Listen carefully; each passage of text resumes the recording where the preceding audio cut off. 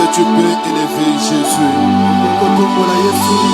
Est-ce que tu peux élever ta voix pour adorer le roi des rois? Tu peux entendre chacun de nous élever sa voix pour élever celui qui est assis sur le trône,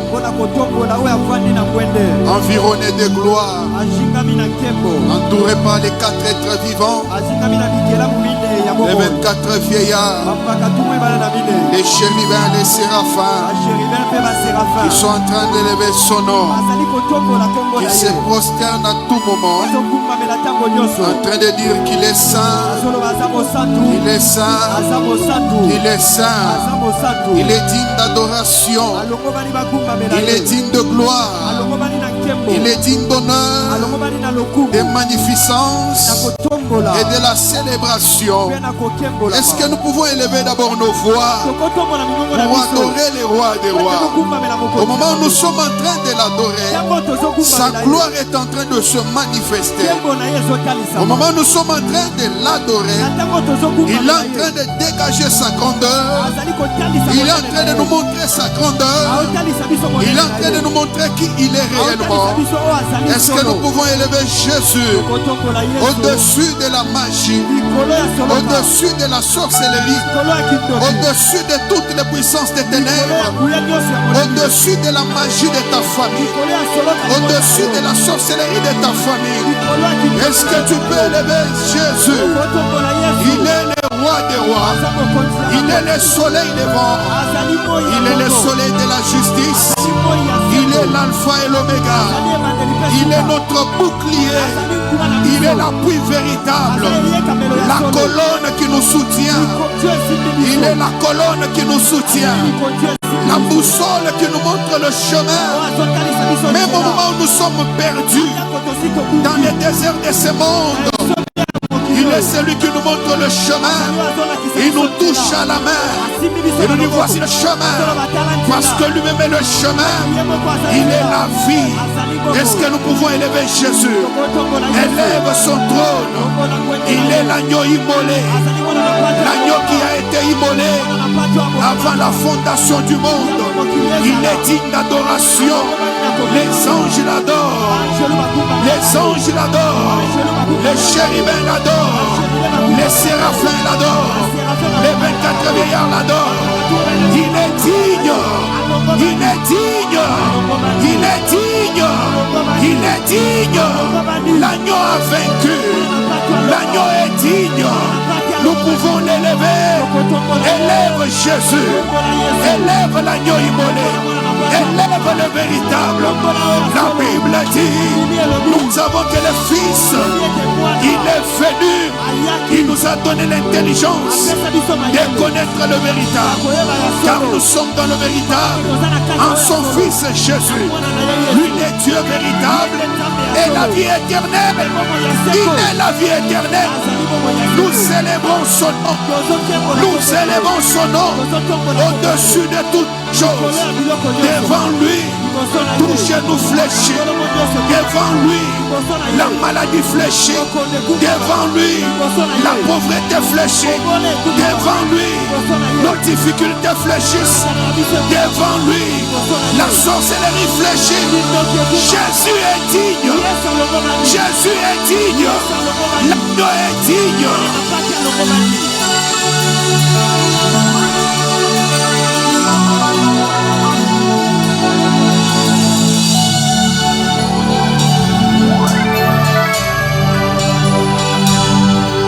Tu es le même hier, aujourd'hui, éternellement. Tu es le même, le roi qui nous a élus. Tu es le même, le maître qui nous a connus. Tu es le même, notre créateur. La gloire est à toi. L'honneur est à toi. Nous devons diminuer afin que toi tu montes. Nous devons nous rabaisser afin d'élever ton nom. Seigneur Dieu de gloire, tous les grands hommes de ce monde, ceux qui s'étaient vantés ont été engloutis par la mort. Mais le seul qui a vaincu la mort, qui détient les clés de la mort et du séjour des morts, il n'y a que toi. Tu as vaincu la mort. Tu es mort et ressuscité. Et tu es vivant. Tu vis pour les siècles et siècles. Et tu donnes la vie aux morts. C'est pour cela que nous bénissons ton nom.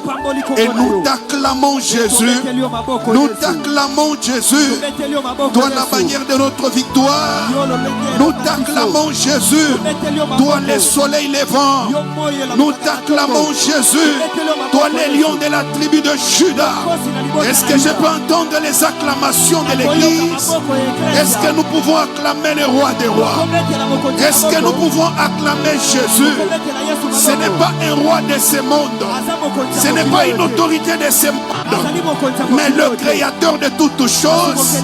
Est-ce que nous pouvons l'acclamer plus fort et balancer les cris de joie à l'honneur de son nom?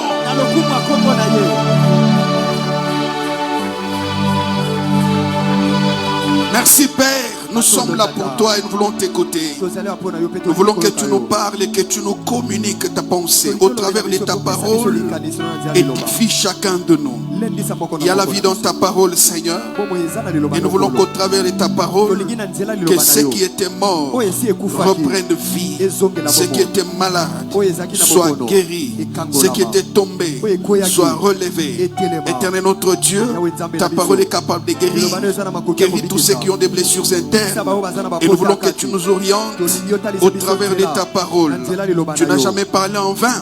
À tout moment que tu parles, il y a toujours une pensée que tu communiques à ton peuple. Et cette pensée est capable de nous orienter. Nous voulons que tu nous parles et que tu nous communiques ta pensée du début jusqu'à la fin. Oint ta parole au nom de Jésus. Nous disons Amen. Est-ce que nous pouvons aimer Jésus? Alléluia. Amen. Salut ton frère. Salut ton voisin de gauche et de droite. Est-ce que tu peux les saluer de ma part? Salut ton voisin de ma part. Ça c'est d'abord de ma part. Et maintenant, de toi-même. Et tu peux venir les saluer. Que Dieu bénisse tout celui qui se déplace pour aller saluer quelqu'un. De la même façon que tu bouges, que tout bouge aussi en toi. Que tout ce qui était immobile commence à bouger dans ta vie. De la même façon que tu t'élèves, les gens s'élèveront aussi à ton passage. Que Dieu bénisse tout celui qui s'est élevé. Que Dieu bénisse tout celui qui a salué son voisin. Amen. Amen. Reprenez d'abord vos places. Gloire à Dieu. Nous vous saluons au nom de Jésus. Nous avons une grande charge ce soir. Mais avant de pouvoir commencer à parler de la part de Dieu, je voudrais d'abord m'acquitter d'un grand devoir. Premièrement, je dis merci au Créateur des cieux et la terre, lui qui est notre Père et qui est notre Dieu et notre Créateur. Il est le maître de temps et des circonstances. Avant la fondation du monde, je dis bien avant la fondation du monde, lui savait déjà qu'aujourd'hui, toi tu allais être là et je devrais aussi être là afin de parler de sa part. C'est pour cela que nous lui disons merci, parce qu'il est un Père exceptionnel, un Père capable et responsable. Et en deuxième lieu, nous sommes en train de dire merci également notre Père et l'ange de l'église, Pasteur Pascal, que Dieu les bénisse, que Dieu les garde, lui ajoute encore la sagesse et l'intelligence afin de conduire le peuple de Dieu et qu'il l'amène encore plus loin. Ensemble avec Maman Sophie, que Dieu la bénisse également, qu'il réalise tous les projets de leur cœur. Et également, nous disons merci à tous les hommes de Dieu qui sont là. Ça a toujours été une grande joie pour nous. À tout moment que nous vous voyons là et que nous sommes ensemble, que Dieu vous bénisse abondamment. Merci à tous les papas. Merci à toutes les mamans. Merci à tous les jeunes. Merci à tous les ouvriers. Merci à la chorale. Que Dieu vous bénisse abondamment. Nous prions que notre Dieu vous amène encore plus loin. Amen. Amen. Est-ce qu'il y a quelqu'un à qui je n'ai pas dit merci? Qui? Tout le monde, hein? Ah, ok. Que Dieu vous bénisse.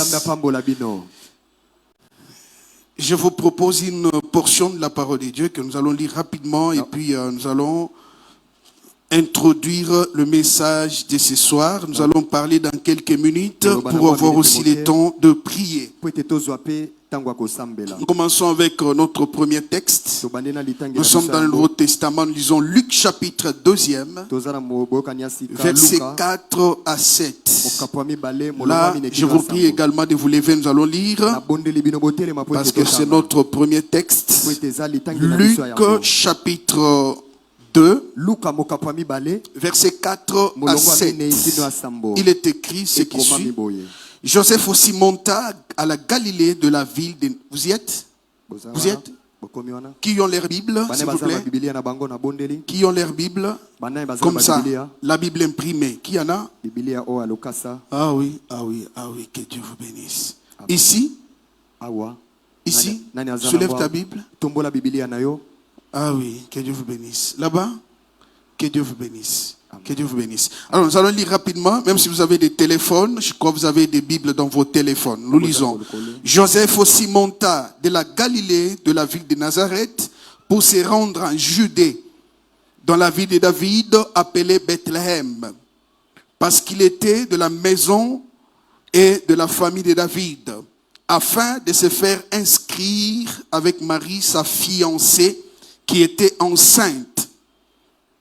Pendant qu'ils étaient là, le temps où Marie devrait accoucher arriva. Elle enfanta un fils premier-né, elle l'emmaillota et le coucha dans une crèche parce qu'il n'y avait pas de place pour eux dans l'hôtellerie. Parole du Seigneur, reprenez votre place. Là, nous ajoutons rapidement un deuxième texte. Nous lisons Éphésiens chapitre 1er, verset 11. Hébreux chapitre 1, verset 11, il est écrit: en lui, nous sommes aussi devenus héritiers, ayant été prédestinés suivant la résolution de celui qui opère toutes choses d'après les conseils de sa volonté. Pour terminer, nous sommes dans l'Ancien Testament. Là, nous allons lire Ésaïe. Ésaïe chapitre 55, c'est un passage que vous connaissez déjà. Ésaïe 55, versets 10 à 11. Il est écrit ce qui suit. Comme la pluie et la neige descendent des cieux et n'y retournent pas sans avoir arrosé, fécondé la terre et fait germer des plantes, sans avoir donné la sémence aux semeurs et du pain à celui qui mange. Ainsi en est-il de ma parole qui sort de ma bouche, elle ne retourne point à moi sans effet, sans avoir exécuté ma volonté. Vous sentez que le mot volonté revient. Sans avoir exécuté ma volonté et accompli mes desseins, parole du Seigneur. Que Dieu ajoute la bénédiction à la lecture de sa parole. Et d'autres passages, nous allons les donner au fur et à mesure que nous serons en train d'avancer. Je bénis le Seigneur pour le thème que nous sommes en train d'exploiter, qui est un thème merveilleux. Nous sommes en train de parler du combat de la destinée. Et je bénis le Seigneur pour l'intervention de l'apôtre Coulson, qui nous a parlé de choses très très très importantes à ce qui concerne la destinée. Il a mis l'emphase sur les combats ou les batailles inutiles. Parce qu'il y a d'autres combats que nous sommes en train de mener. Et nous pensons que ce sont les combats de la destinée, alors que ce sont des combats inutiles. C'est pour cela qu'il ne faut pas avoir la confusion entre les combats de la destinée et les combats inutiles. Et vous devez savoir une chose. Il a dit une chose de très importante. Il a dit les combats de la destinée, c'est d'abord les combats de Dieu lui-même. C'est les combats de Dieu. C'est pour cela que j'aime ce que David dit. Il dit l'Éternel est ma lumière. Et de qui aurais-je crainte? Même lorsque les ennemis s'élèvent contre moi, malgré cela, je serai sans crainte. Pourquoi? Parce que il avait l'assurance que les combats qui viennent, c'est pas d'abord mon combat, c'est le combat de Dieu. Et comme c'est Dieu qui combat, je ne vais pas avoir peur, parce qu'il est le vaillant qui est à mes côtés et qui combat pour moi. Bien-aimés frères et sœurs, dans les combats de ta vie, si tu te bats seul, tu ne sauras pas remporter la victoire. Mais si Dieu est à tes côtés, j'ai toujours dit une chose, c'est lui qui a Dieu, il est majoritaire. Mais s'il y a une grande multitude, sans Dieu, la multitude est minoritaire. C'est pour cela, à tout moment que tu marches, si tu sais que Dieu est à tes côtés, tu dois marcher tête haute. Pourquoi? Parce que tu n'es pas minoritaire, mais tu es majoritaire. Et c'est la majorité qui s'impose. Même dans notre parlement, vous allez voir que ceux qui sont majoritaires, ce sont eux qui s'imposent. Et de la même façon que notre Dieu est avec nous et que nous sommes majoritaires, partout nous arrivons, c'est pour cela qu'il dit tout lié que foulera la plante de ton pied, je te le donne en possession. Et quand j'arrive, je dois m'imposer parce que je sais que je suis à mes côtés. Dieu est avec moi. Et comme il est avec moi, je suis majoritaire. Ce soir, je vais parler d'une petite pensée. Je crois que c'est un enseignement que j'avais déjà prévu depuis longtemps. Mais l'apôtre Coulson a essayé aussi d'en parler le dimanche. Lui a parlé de l'environnement, c'est-à-dire la destination, l'endroit sur lequel nous devons vivre l'accomplissement de la destinée. Et c'est cela ce que je vais parler aussi. Je vais parler de la terre terre d'accomplissement. C'est toujours la même chose. La terre d'accomplissement. Et quand je parle de l'accomplissement, c'est par rapport aux hommes et par rapport à nous. Ce n'est pas par rapport à Dieu. Pourquoi? Parce que par rapport à Dieu, la destinée est déjà accomplie et scellée. Est-ce que je parle à quelqu'un? Suis-je en train de parler à quelqu'un? Quand je parle de l'accomplissement, ce n'est pas par rapport à Dieu, mais c'est par rapport à nous. Parce que par rapport à Dieu, d'ailleurs, quand nous disons la destinée, qui est le plan de Dieu, ou bien les programmes de Dieu, il y en a qui sont en train de penser que ces programmes, c'est ce qui doit s'accomplir à la longue. C'est totalement faux. Mais c'est quelque chose que Dieu a déjà accompli et qu'il a déjà scellé. Et qu'est-ce qui reste? C'est la matérialisation dans la vie de l'homme. Là maintenant, c'est dans la vie de l'homme que ça doit se matérialiser. C'est pour cela que vous allez voir, lorsque l'Éternel parle, il parle à Jérémie. Il lui dit, avant que je ne t'eusse formé, Jérémie chapitre 1, verset 5, il dit, avant que je ne t'eusse formé, dans le ventre de ta mère, je te connaissais. Il dit, avant que tu ne fusses sorti de son sein, je t'avais déjà consacré. Je t'avais établi et consacré prophète des nations. Ce sont des choses que Dieu a exécutées depuis longtemps. Mais qu'est-ce qui reste? Imaginez que Jérémie n'était pas encore venu sur la terre, mais Dieu l'avait déjà connu. Dieu l'avait déjà consacré. Dieu l'avait déjà établi. Je suis en train de parler à quelqu'un. Ce que tu dois vivre, c'est déjà accompli depuis longtemps. Dieu ne se débrouille pas pour accomplir des choses, mais ce sont des choses qu'il a accomplies depuis longtemps. C'est pour cela, à tout moment qu'il parle, vous devez savoir que sa parole vaut déjà l'accomplissement.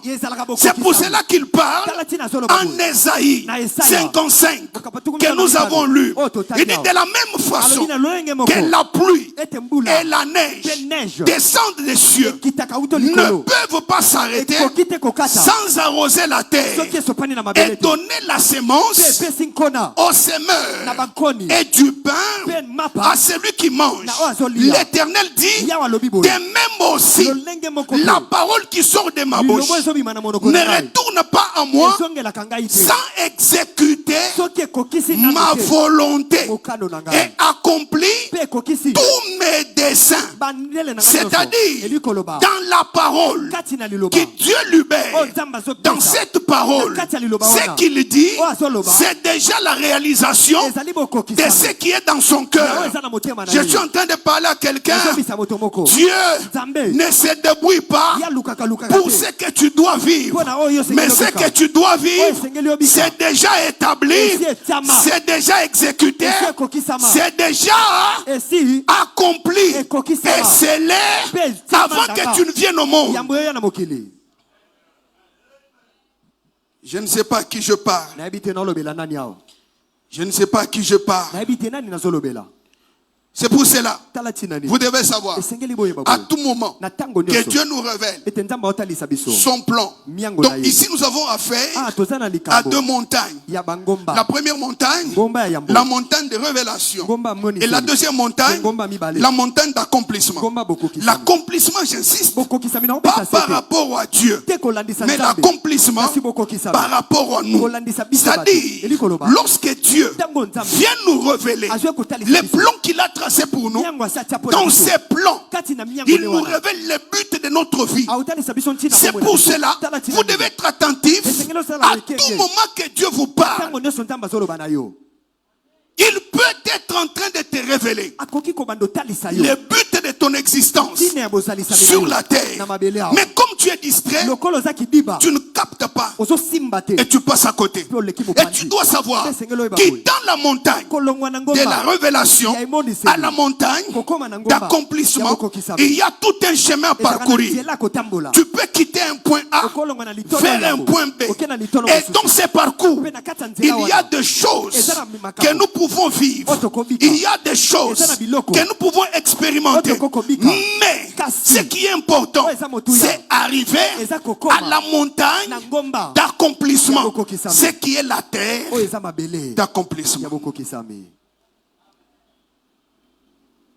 Amen. Amen. Suis-je en train de parler à quelqu'un? À tout moment que Dieu nous révèle le but de notre existence, retenez une chose: la destinée est intimement liée à la volonté divine. Je répète, la destinée est intimement liée à la volonté divine. La destinée émane de la volonté de Dieu. C'est-à-dire, quand Dieu trace, il n'est pas forcé, mais plutôt quand il trace, c'est dans sa volonté. C'est pour cela, c'est ce que l'apôtre Paul est en train de dire. Il dit, en lui, nous sommes aussi devenus héritiers, ayant été prédestinés, suivant quoi? La résolution de celui qui opère toutes choses d'après les conseils de sa volonté. Comprenez que la destinée est intimement liée à la volonté de Dieu. Alors quand nous parlons de la volonté, cette volonté ne consiste pas seulement en ce qui est écrit, mais cette volonté consiste également en ce qui est fait. C'est-à-dire quoi? Dans notre volonté, dans notre destinée, qui est par rapport à la volonté de Dieu, deux choses sont impliquées. La première chose, c'est la bibliothèque divine. C'est ce que la Bible dit, que sur ton livre était tout inscrit les jours qui m'étaient destinés avant qu'aucun d'eux n'existe. C'est-à-dire, dans la bibliothèque divine, il y a les livres qu'on appelle les livres de la destinée.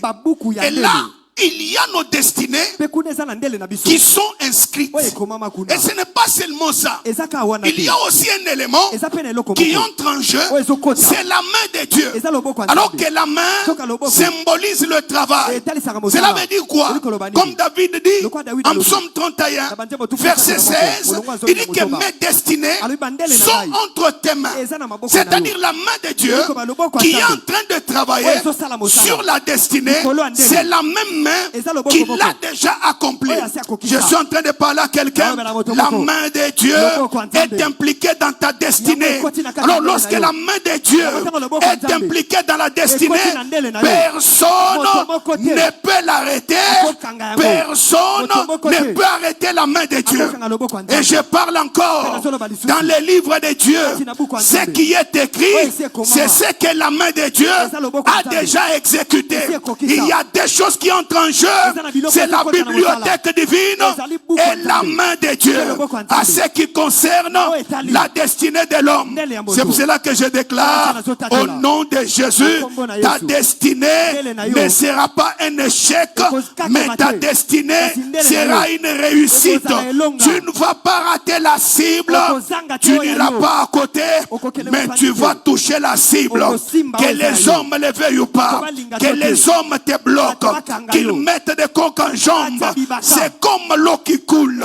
Moi j'ai toujours dit, lorsque l'eau coule, à tout moment qu'on vient barricader le chemin, il y a deux réactions: soit sauter la barrière, ou soit la renverser. Je déclare au nom de Jésus, tout ce qui se tiendra devant toi comme blocage sera renversé. Tu vas passer, tu vas toucher ta cible. Dis-moi un amen plus fort. Amen. Qui m'a donné un bon amen. Amen. Je suis en train de déclarer également aucune blocage, aucune barrière, aucun blocage ne réussira à te bloquer, à t'arrêter pour que tu aies l'échec. Mais ta destinée, c'est une réussite parce que c'est travailler avec la main de Dieu.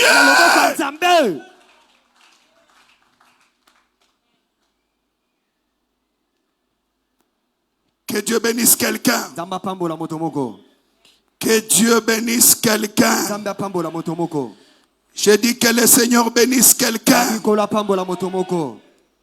là là. Et tout cela ne se fait pas premièrement sur la terre, mais ça se fait premièrement au ciel. C'est pour cela que la terre est appelée à copier ce qui se passe au ciel. C'est pour cela que vous allez voir dans la prière de notre Père, Jésus nous enseigne. Il dit quand vous voulez prier, dites notre Père qui est aux cieux, que ton nom soit sanctifié, que ton règne vienne. Il dit que ta volonté soit faite et non pas écrite. On dit que ta volonté soit faite sur la terre comme au ciel. Parce qu'au ciel, c'est déjà fait. Ainsi la terre est appelée à copier ce qui est déjà fait sur la terre. Je suis en train de parler à quelqu'un. Donc la terre est appelée à copier ce qui est déjà fait au ciel. Ta volonté là, ta volonté, c'est que toi tu veux. Peut-être ce n'est pas ce que Dieu a déjà arrêté. Parce que notre Dieu fait au-delà de ce que nous demandons et au-delà de ce que nous pensons. Et au ciel, je déclare, il y a une grande destinée déjà arrêtée au ciel, déjà accomplie au ciel, qui doit aussi s'exécuter sur la terre. Parce que la terre est appelée à copier le ciel. Frères et sœurs, vous devez savoir une chose. La façon dont vous marchez sur la terre, n'enviez personne. Pourquoi? Je vous dis, n'enviez personne. Parce qu'à tout moment que vous enviez quelqu'un, vous allez commencer à lutter pour les copier. Et quand vous les copiez, vous allez devenir une photocopie au lieu d'être l'original. Alors qu'au ciel, tu es l'original de ta vie. Est-ce que je parle à quelqu'un? Tu n'es photocopie de personne. Tu es l'original de ta vie. Pourquoi j'ai dit cela? Parce que Dieu, en planifiant les destinées des hommes, il a placé dans chacun de nous une spécificité. Et c'est cela qui fait ta différence des autres. Je suis en train de te dire, c'est ça qui fait la différence. Tu ne peux envier personne parce que tu es unique en ton genre. C'est pour cela. Tu vois nos empreintes. Tu vois l'empreinte digitale. Tes empreintes ne sont pas les miennes. Même si on fait comment? Tes empreintes à toi, c'est ce qui te distingue. Même si on parcourt le monde entier, on ne trouvera pas deux comme toi. Tu es unique en ton genre. Personne n'est comme toi. Ne t'identifie à personne. N'envie personne. N'imite personne. Sois toi. Peu importe ce que tu traverses, je te donne un conseil. Sois toi. D'ailleurs, ne sois complexé devant personne.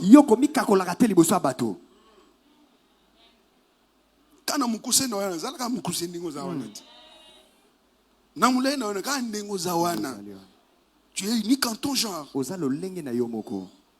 Oh, Tu es en train de te déformer. Il y aura des endroits où on aura des gens de ta taille là. On aura besoin des gens de ta taille.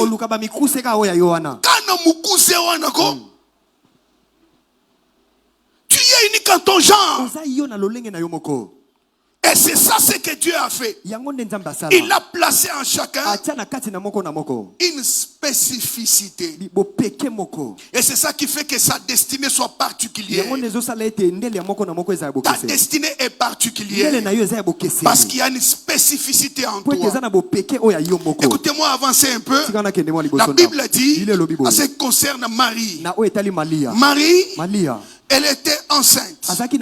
Elle s'est retrouvée enceinte. Aïe, aïe, aïe, cette histoire, vraiment, c'est vraiment compliqué. Hein? Imagine un peu que tu as une fille qui t'arrive. Parce que la grossesse, même si on essaie de cacher, mais avec le temps, ça va toujours apparaître. Tu feras tout ce que tu veux.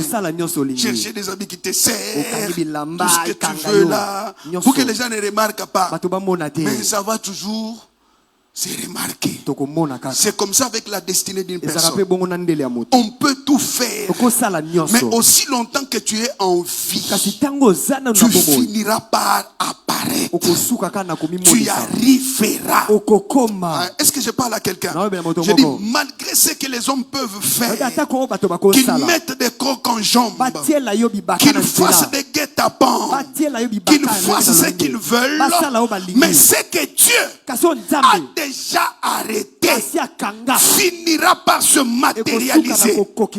C'est comme ça avec la grossesse. Marie se retrouve enceinte. On pose la question. Imaginez, tu poses la question à ta fille. Et où tu vas?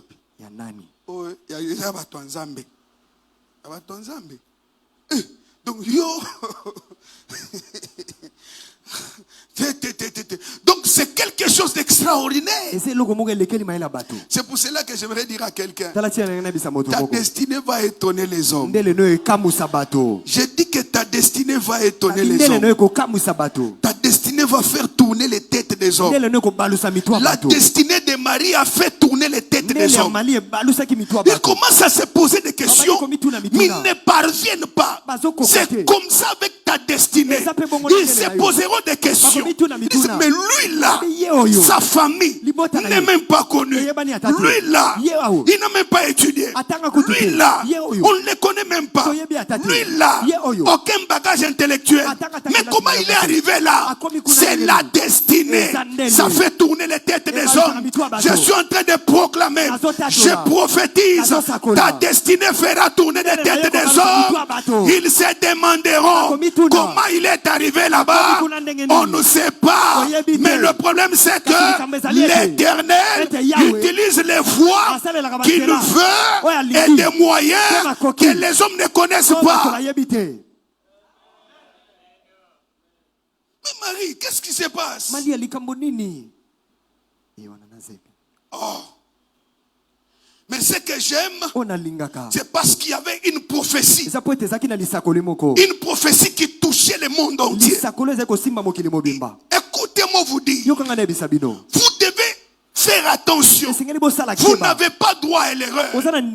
S'il y en a qui commettent les erreurs, ne les imitez pas. Pourquoi? Parce que peut-être ta vie là, peut-être c'est un centre d'interconnexion de plusieurs destinées.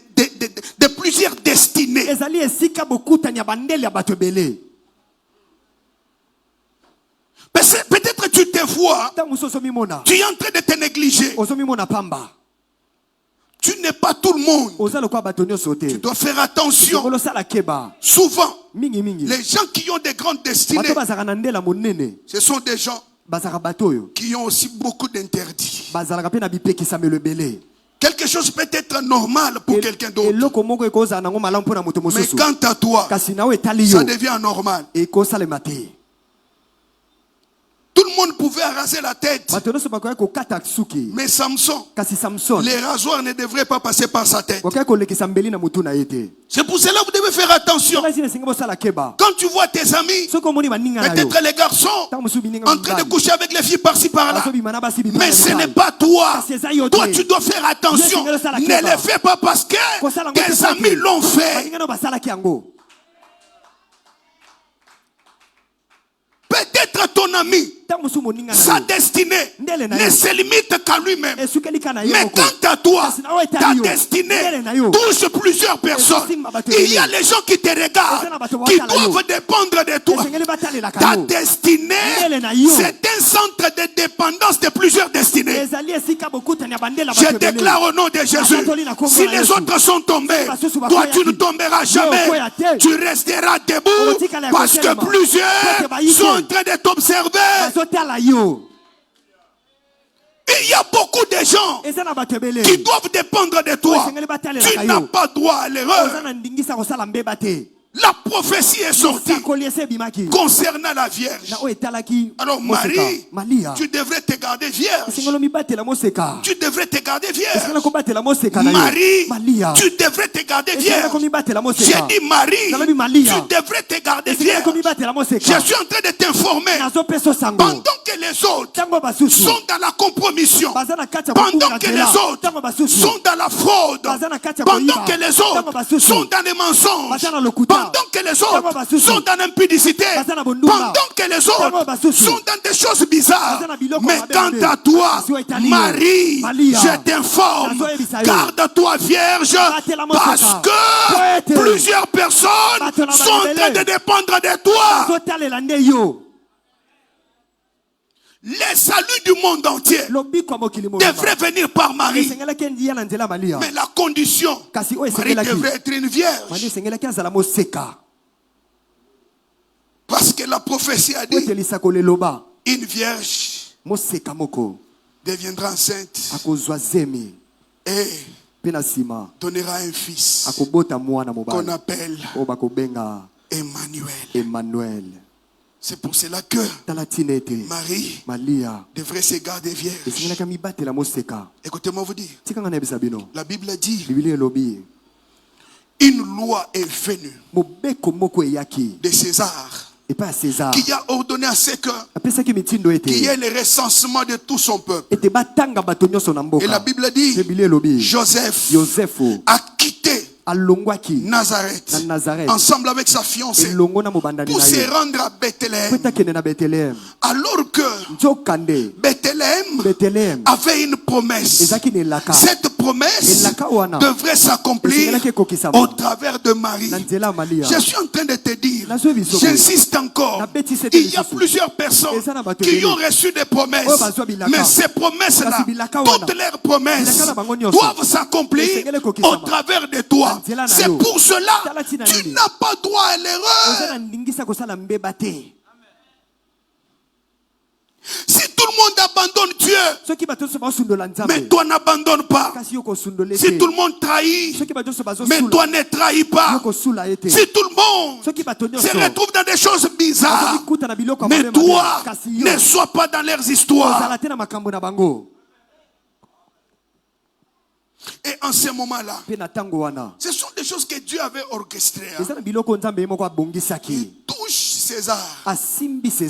Toi, César, ordonne quelque chose. Il ordonne les recensements. Et pendant ce moment-là, Joseph quitte Nazareth. Il retourne dans sa ville. Il va à Bethléem. Comme il était de la maison de David, il retourne là-bas et dans la famille de David. La Bible dit, quand il rentre là, pendant ce moment-là, ça coïncide avec les jours où Marie devait accoucher. Alors que il y avait une prophétie concernant Bethléem.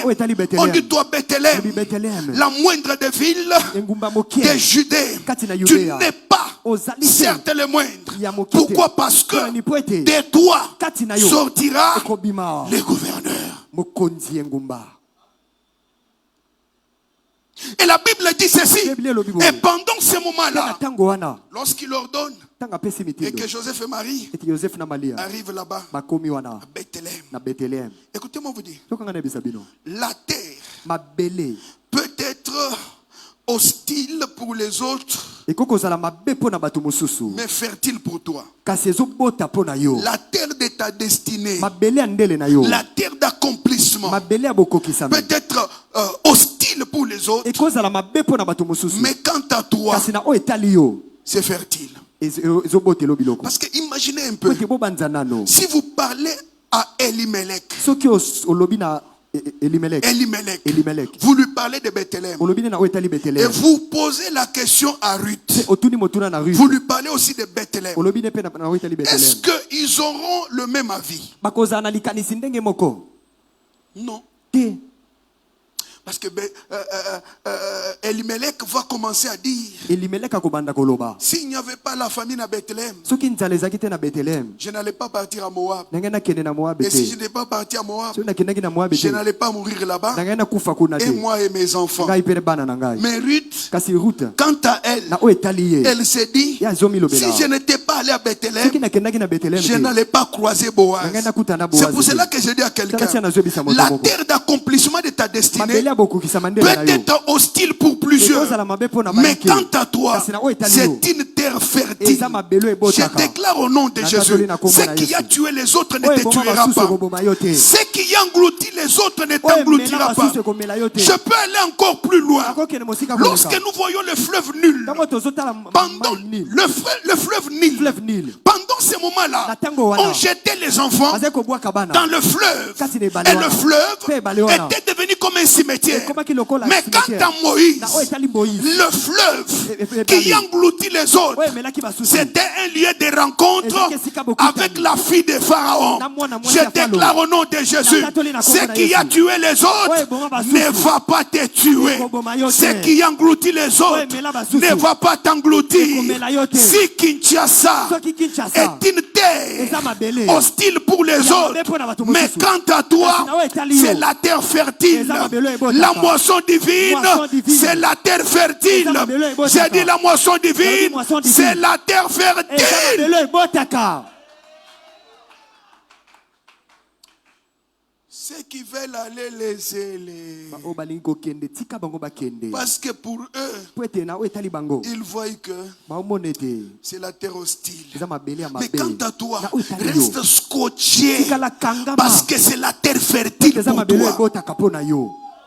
Je ne sais pas si je parle à quelqu'un. Je dis ce qui a tué les autres.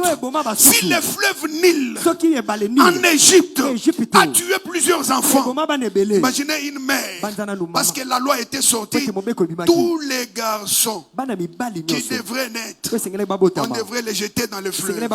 C'est-à-dire, il y a des mères qui passaient là-bas. Dès qu'elles passent, elles se rappellent, ah, mon garçon était jeté ici. C'est le cimetière pour mon garçon. Mais la mère de Moïse, quand elle passe, elle dit cet endroit, c'est l'endroit de rencontre de mon fils avec la fille de Pharaon. Je déclare au nom de Jésus, la terre de ta destinée, c'est une terre de bons souvenirs.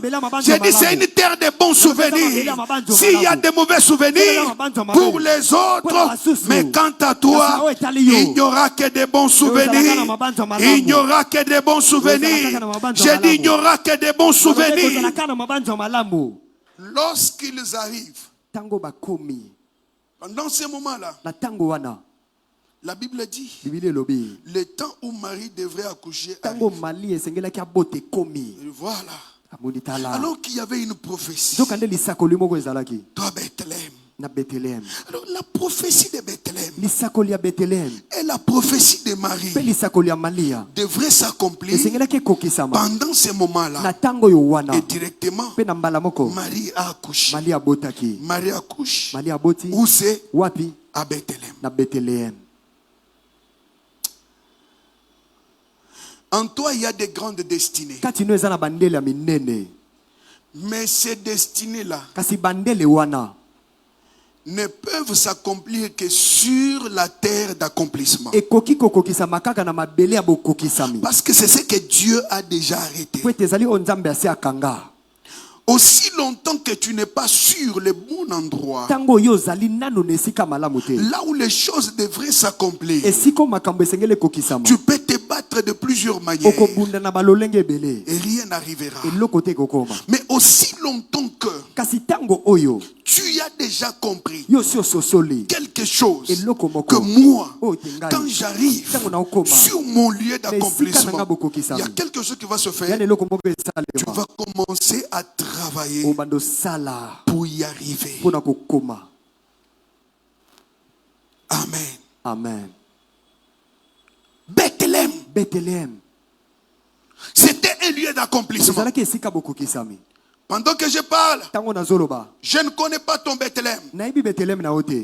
L'endroit où tu dois coucher ce qui est en toi. Les lieux où la grande destinée qui est en toi va se manifester.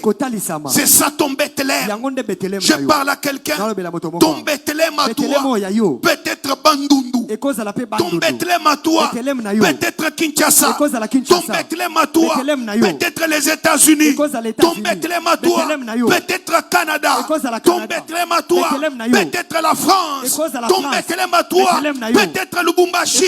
Mais ce que j'aime avec Dieu, il va tracer, il va mettre les moyens qu'il faut afin que tu arrives là où tu dois arriver. C'est ainsi qu'il a touché César afin qu'il organise les recensements pour que Joseph et Marie arrivent à Bethléem. Je déclare au nom de Jésus que Dieu mette tous les moyens afin que tu arrives à ton Bethléem qui est la terre d'accomplissement. Je ne sais pas à qui je parle, que les gens bloquent. Même si tu n'as pas de moyens, Dieu ne veut pas utiliser tes moyens, mais il va utiliser ses moyens. Les moyens de Dieu sont des fois compliqués. Là où tu t'attends les moins, c'est par là que Dieu entre afin que tu arrives à Bethléem. Je déclare, vouloir ou pas, pas à pas, tu arrives à Bethléem qui est la terre d'accomplissement. Que les ennemis se lèvent, que les sorciers se lèvent, que les magiciens se lèvent, qu'ils t'attaquent, qu'ils fassent ce qu'ils veulent. C'est pas un problème, mais c'est que je connais les moyens de Dieu, ce ne sont pas les moyens des hommes. Les voies de Dieu ne sont pas les voies des hommes. Comme il a voulu que tu arrives à Bethléem, qui est la terre de ton accomplissement, tu vas y arriver. Pourquoi? Parce que les desseins de Dieu ne s'accomplissent qu'avec toi et au lieu que Dieu a arrêté. C'est pour cela, Actes des Apôtres, chapitre 13, verset 36, on dit que David, dès son vivant, il a servi au dessein de Dieu. Et après il est mort. Je déclare, tu ne mourras pas sans servir au dessein divin. Je déclare que cela t'arrive, que tout celui qui a la foi, la mort ne te touchera pas avant de servir au plan divin. Je déclare au nom de Jésus, et même tes enfants, et même ton mari, et même ta femme, personne ne mourra avant de servir au dessein divin. David a servi au dessein divin et ensuite il est mort sans servir au dessein divin. Il ne pouvait pas mourir. La destinée s'accomplit sur la terre d'accomplissement. C'est pour cela qu'Israël avait une destinée. Sa destinée c'était quoi? Toucher le lait et le miel. Mais le lait et le miel n'était que dans la destination qui était arrêtée par Dieu, qui était Canaan.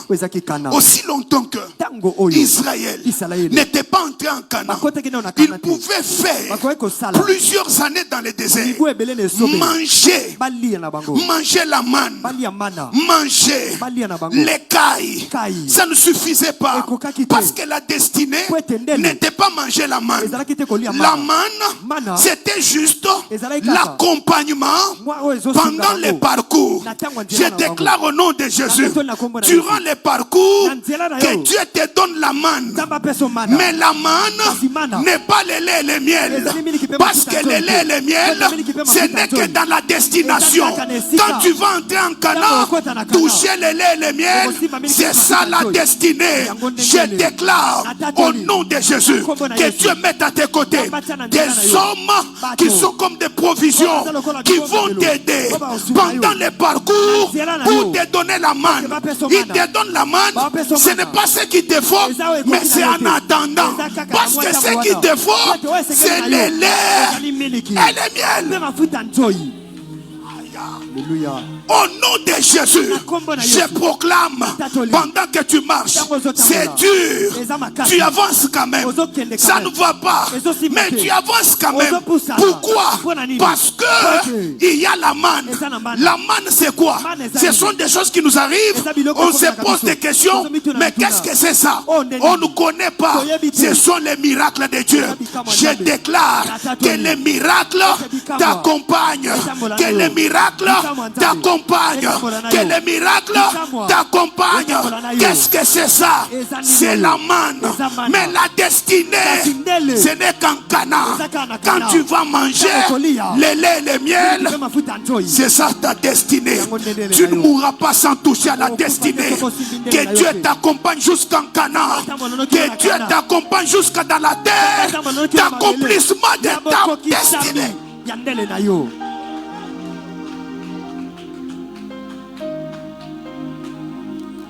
Et souvent, lorsqu'on arrive sur la terre d'accomplissement, on peut arriver comme une faible plante. Comme on parle de Jésus, on dit, il s'est levé comme une faible plante dans les déserts. C'est-à-dire, ton arrivée dans la terre d'accomplissement peut-être d'une manière n'est pas tout à fait impressionnante. Mais mets-toi dans ta tête que tu es une bombe à retardement. Parce que le moment arrivera où tu vas exploser. Je le dis encore, tu peux arriver dans ta terre d'accomplissement alors que tu as une destinée d'être un arbre. Mais quand tu arrives là, tu arrives d'abord comme une semence. Tu ne mourras pas comme une semence, mais il y aura une germination et tu sortiras comme une plante. C'est pour cela, Genèse 49, la Bible parle de Joseph. On dit que Joseph, c'est un arbre. Un arbre. Mais quand il est arrivé en Égypte, il n'est pas arrivé comme un arbre.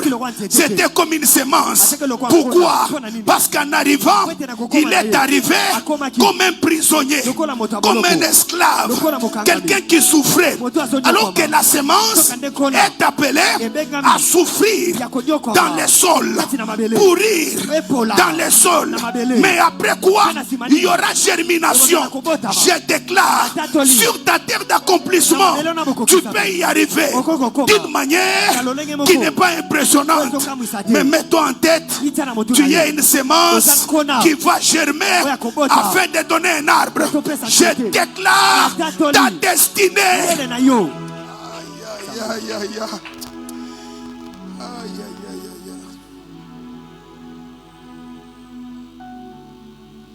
Est-ce que vous avez déjà lu? Vous avez déjà lu ce que la Bible dit là? Joseph, c'est un arbre fertile près d'une source. Un arbre fertile près d'une source. Alors que l'arbre, je ne sais pas, je l'ai déjà dit ici une fois. Je pense. La vie de Jacob, toute sa famille, c'est comme une forêt. Parce que dans la forêt, il y a beaucoup de choses. Quand vous essayez de regarder les destinées prophétiques des enfants de Jacob, quand il est en train de prophétiser sur ses enfants, en Genèse 49, les noms de tous leurs enfants, ce sont les noms des animaux. Celui-ci c'est un lion, celui-ci c'est un âne sauvage. Donc ce sont les noms des animaux. Mais quant à Joseph, on dit que Joseph c'est un arbre fertile. Alors que dans une forêt, lorsque les animaux marchent, parcourent, et après, ils vont venir s'abriter sous les arbres. C'est ainsi que je te dis, ta vie, c'est une couverture pour plusieurs personnes.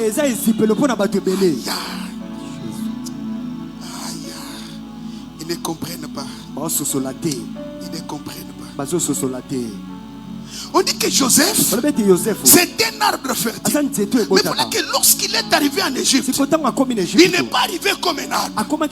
Il arrive en Égypte enchaîné, en train de souffrir. Alors que le futur premier ministre était caché en lui. Aïe, aïe, aïe, aïe. Tu peux arriver quelque part, on se moque de toi. Bien sûr. Mais quand ça va exploser, quand ça va exploser,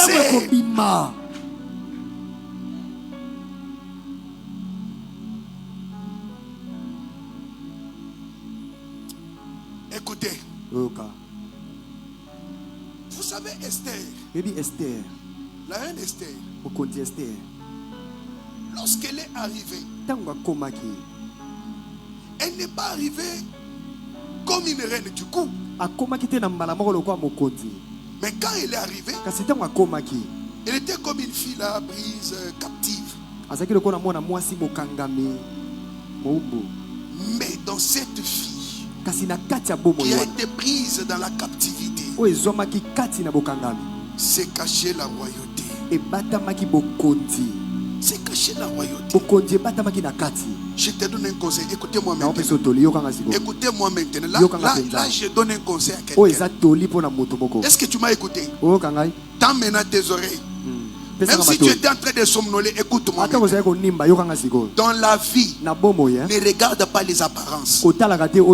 Considère tout le monde. Quel que soit son statut, quel que soit son état, considère tout le monde. Peut-être parmi nous ici, il y a des futurs ministres, ils sont là. Ils ne me croient pas. Les futurs ministres sont ici.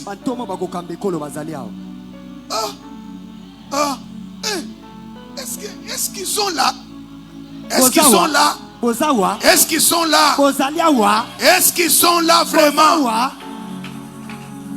Les futurs députés sont là. Est-ce qu'ils sont là? Les futures premières dames sont là. Oh là là là là là là là. C'est pour cela que tu n'as pas droit de mépriser quelqu'un. Toi tu le regardes aujourd'hui, mais tu ne connais pas ce qui est caché en lui.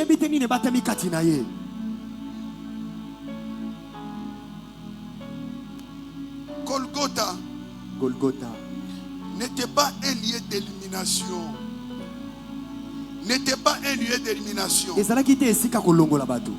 c'était un lieu d'accomplissement.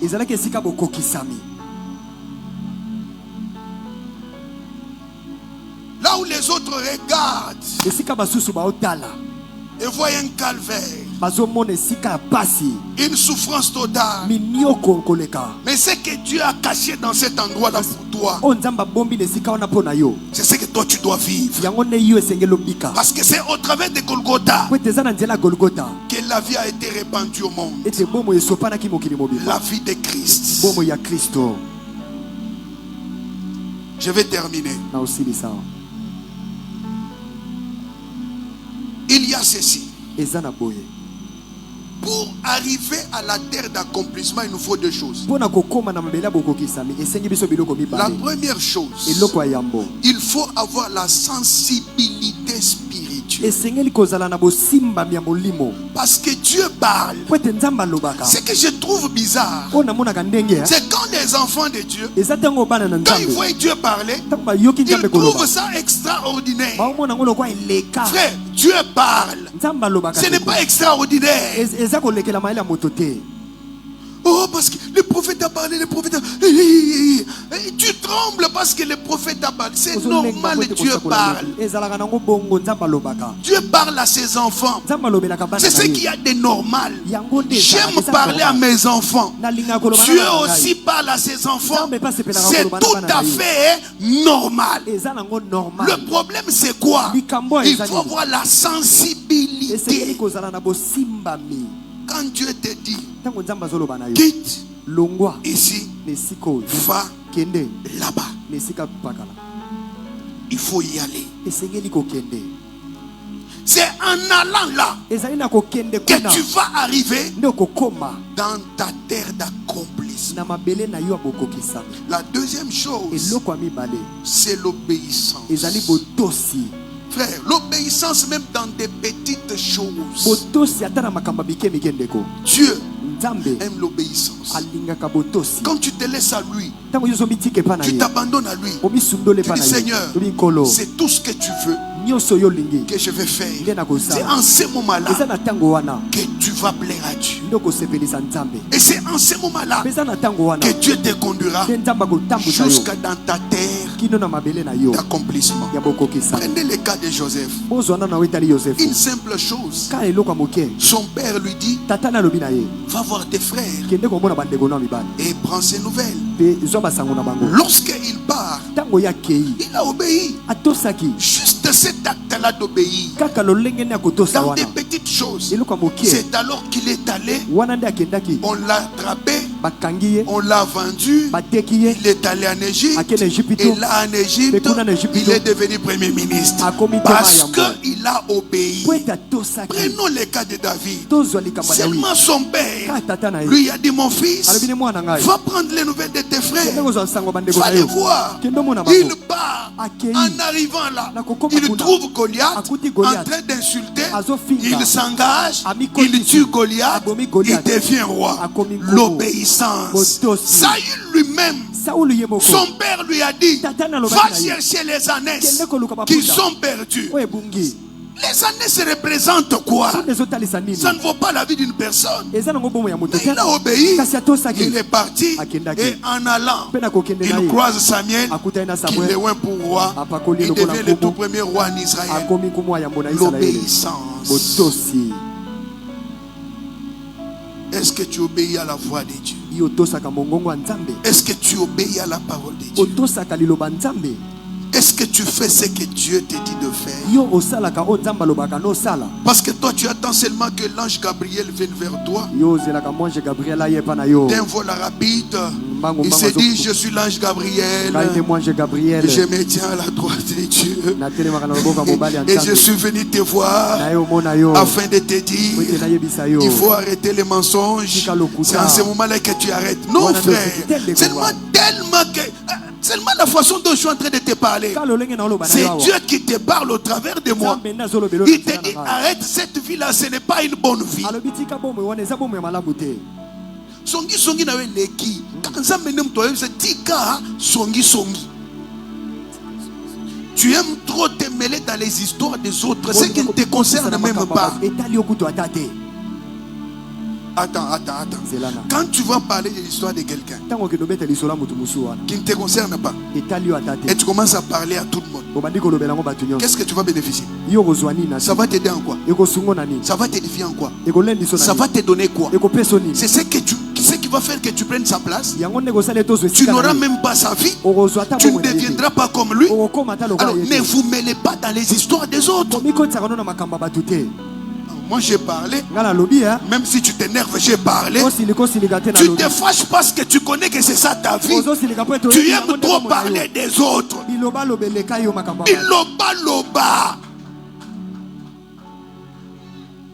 Quand tu critiques tout le monde. Donc les histoires de tout le monde dans l'église ici. Toi tu connais déjà FBI. FBI spirituel. FBI. Donc toi ton travail c'est juste pour être là en train de checker par-ci par-là les enquêtes, les investigations. Je dois mener une investigation afin de savoir comment c'est arrivé et pourquoi il a fait ça. Il venait d'où? Il allait où? Ses intentions c'était quoi? Ça va t'aider en quoi? FBI.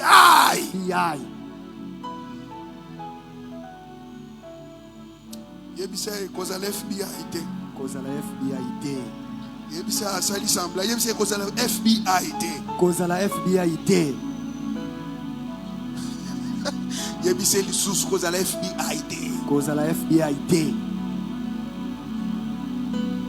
Alors, je vais terminer par ici. Les tout premiers lieux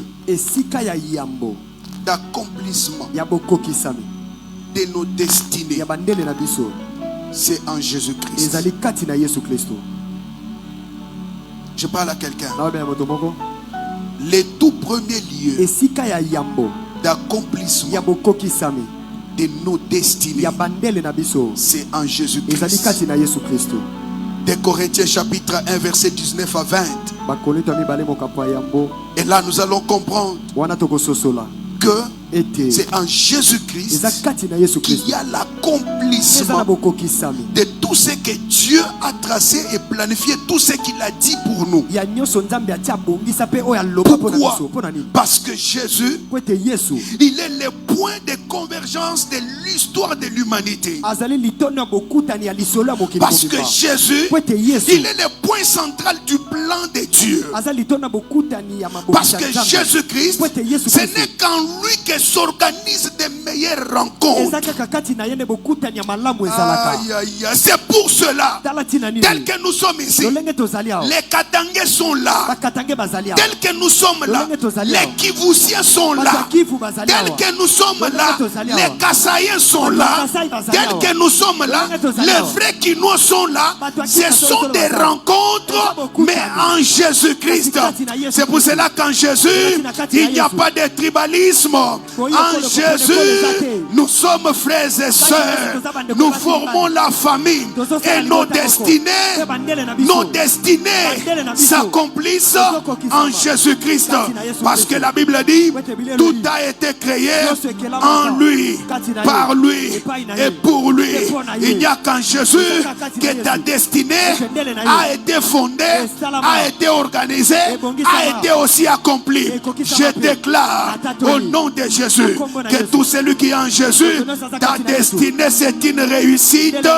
Une réussite parce que tu es en Jésus. Jésus-Christ, c'est l'absolu. Jésus-Christ, c'est tout. Jésus-Christ, c'est la réussite de notre destinée. Comme tu es en lui et que lui a accompli sa destinée, et toi aussi, tu accompliras ta destinée au nom de Jésus-Christ.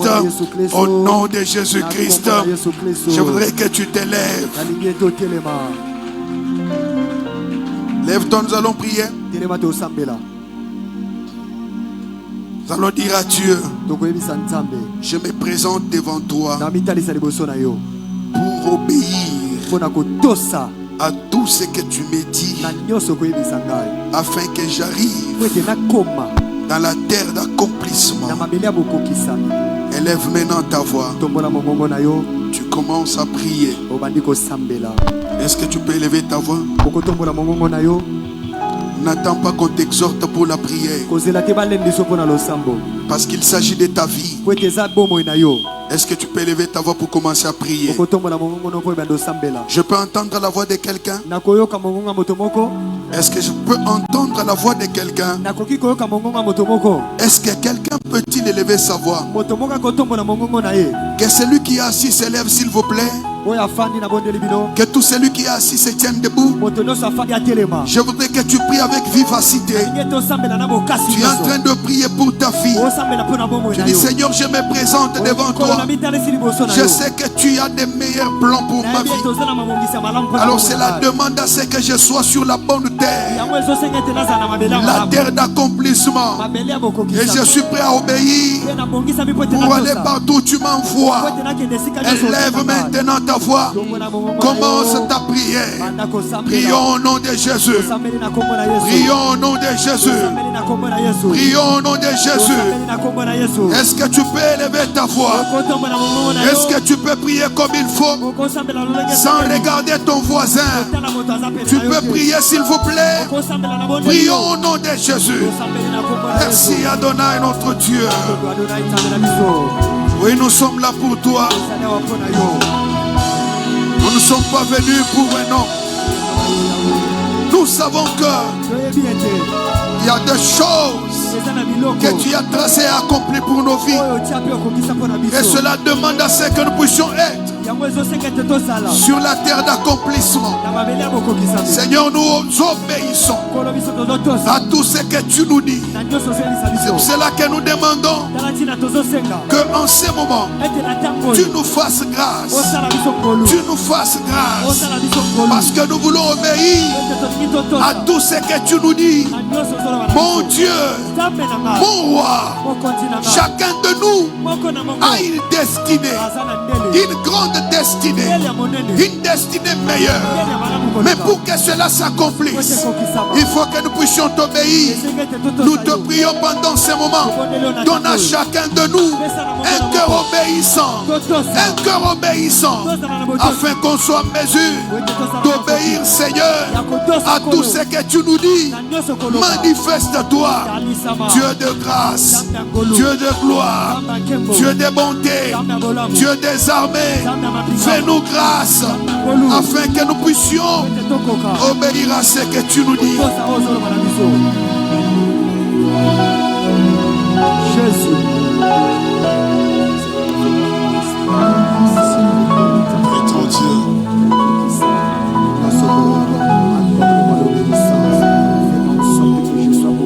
Lele pa ina nzambe. Lobela nzambe na yo na kombo na Yesu Christ.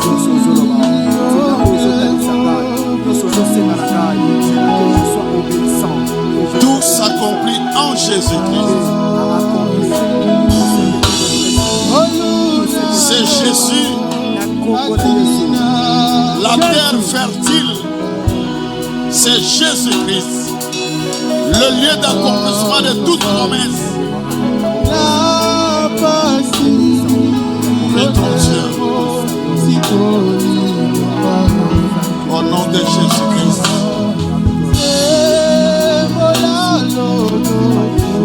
Jésus-Christ, c'est ça.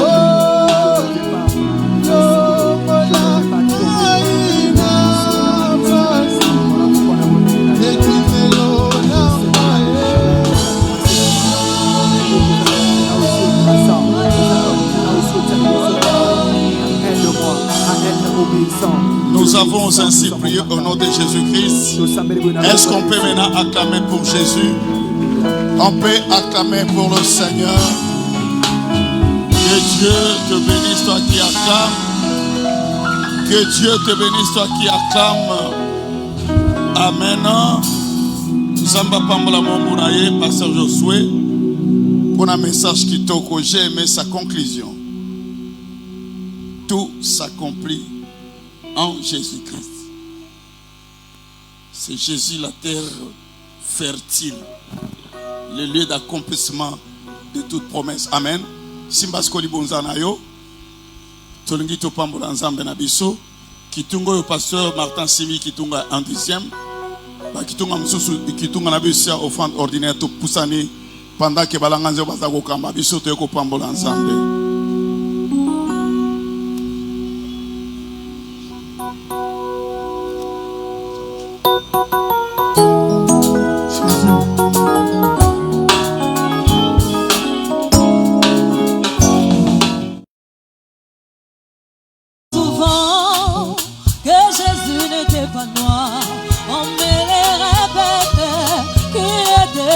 non, Jésus était humain, il n'était pas de ma race, mais moi tout ce que je sais, il mourut pour moi. Je ne l'ai point dit, il est qu'il y a des 1000 ans, mais l'on me demande pourquoi j'ai l'adore. Et moi je réponds, je l'ai connu par la foi, je le sens de tout mon cœur, et je l'aime. Il est dans mon cœur, et fait briller toute ma vie, et si moi j'ai vu, c'est lui qui l'avait. Même si je tombe, c'est Jésus qui me relève, il me tient la main.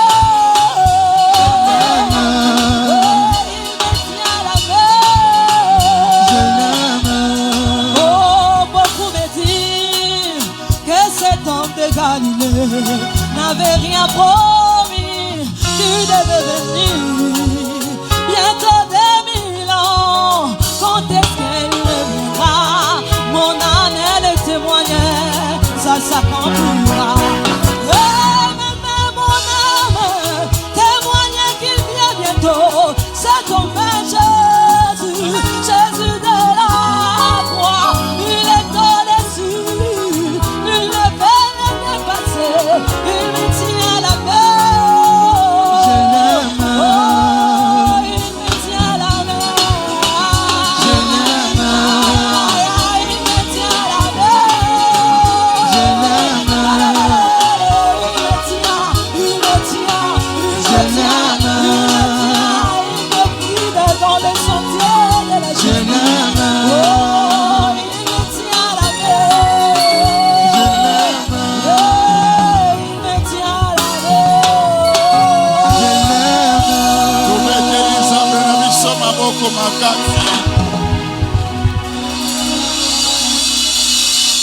Que Dieu vous bénisse. La jeunesse, ça monte. Il faut savoir Bazo Mata. Ah, Bazo Mata. Amen. Hein? Zamba Pambo la chorale, ça fait du bien. Tonengi Tombayo, ce que Zamba Noa Bosa ressemble à la bise par Ozali. Ecclesia Tonengi Toyambayo, na kombo na Yesu Christou. Tombola Kakaloboko na Mobali et pas Ozali Tomonayo. C'est pour vous la première fois de prier avec nous. N'hésitez pas. Manifeste-toi. Tu mettez les amenations sur ma boko makasi. Zamba Pambola, maman na se à balcon. Que Dieu te bénisse. Après culte, on repère ça sur 3 petites minutes. On va dans la quitte à Liboso. Et ça, on est comme quoi approcher pour Asungayo. On compléter des pliants au Bapesio. Amen. Va communiquer avec M. Zali Boye. Après culte, chorale Bogokenete Bogotikala. Protocole Bogokenete Bogotikala. Ma futur marié Bogotikala pour la répétition. Amen. Lobby, tous en intercession. Nabi soit parti il y a 17h. Et puis tous en affermissement. Au lingio comme ouvrier au service de la église dans la communauté Nabiso. C'est pour la Kolanda affermissement. J'ai dit tous en culte Nabiso. Tu as une maternité de solutions. Vendredi, tu as une réunion, il y a ma maman. Ou bien, de moi, 6 jeunes sœurs, tu peux maman. Vendredi, à partir de 16h30, tu as tu Koutani, Katkatina, Oesika. Samedi, comme d'habitude, tu as la jeunesse et puis tu as l'évangélisation. Dimanche, tu as 3 kits Nabiso, Bo, Mo, Mesano. Amen. Communiqué nécrologique, la sœur Christelle Samba. À la profonde douleur d'annoncer à toute l'église le décès de sa sœur depuis plusieurs jours. Les programmes des obsèques se présentent comme suit. Demain, mercredi 12 novembre 2025, la veillée mortuaire dans la salle Oasis sur boulevard Lumumba, référence église Shekinah. Et jeudi le 13 novembre, la levée du corps à la morgue et exposition dans la salle Oasis. L'enterrement aura lieu au cimetière de Bingi Bingi dans la commune de Lancélé. Notre sœur est joignable au numéro 089 30 53 316. Nabandeli 089 30 53 316 à la fin. Est-ce que tu as commis? Sœur Nabiso, C'est un médecin parmi nous, mais il a perdu sa soeur. Amen.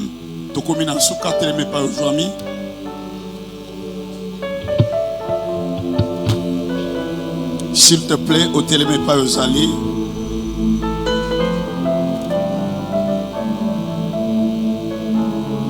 Nous avons nos yeux fermés. Nous prions au nom de Jésus-Christ. Seigneur éternel, nous te disons un grand merci. Un grand merci pour ce moment que nous venons de passer dans ta présence. Tu as fait du bien à un cœur. Tu nous as bénis. Tu nous as guéris de toutes sortes de maladies.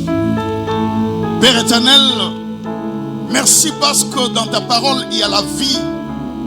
Dans ta parole, il y a l'esprit. Que ton peuple qui s'était approché de ton trône ce soir,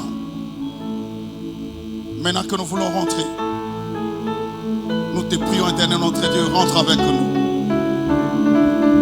Éloigne la mort, éloigne la maladie, éloigne tout ce qui est préparé dans le monde des ténèbres contre ton peuple.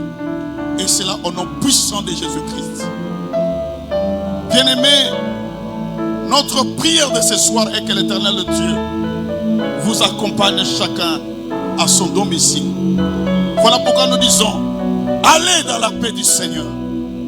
Mais, nous voulons encore dire ceci, que l'Éternel Dieu bénisse son serviteur, Papa Pascal, là où il est. Père éternel, prends en charge la vie de ton serviteur. Continue à le bénir puissamment en parole et en miracle au nom de Jésus-Christ. Afin que... Bénis sa femme, Maman Sophie. Bénis les enfants là où ils sont, éternel notre Dieu. Nous disons, Père éternel, que cette famille se sente toujours près de toi, éternel notre Dieu. Voilà pourquoi, Père, que ton sang couvre la famille tout entière de notre Papa Pascal au nom de Jésus. De même, nous disons que Dieu vous garde, que Dieu vous protège, que demain nous puissions... Pourquoi pas le dimanche ensemble, que nous puissions tous nous trouver en ce lieu pour dire merci à Dieu, pour dire tu es Dieu de l'éternité en éternité. Voilà pourquoi nous disons une fois de plus, merci Seigneur Jésus-Christ. Pesande kwa zape mena umbote tombela yekozonga malamu kati na Yesu Kristo.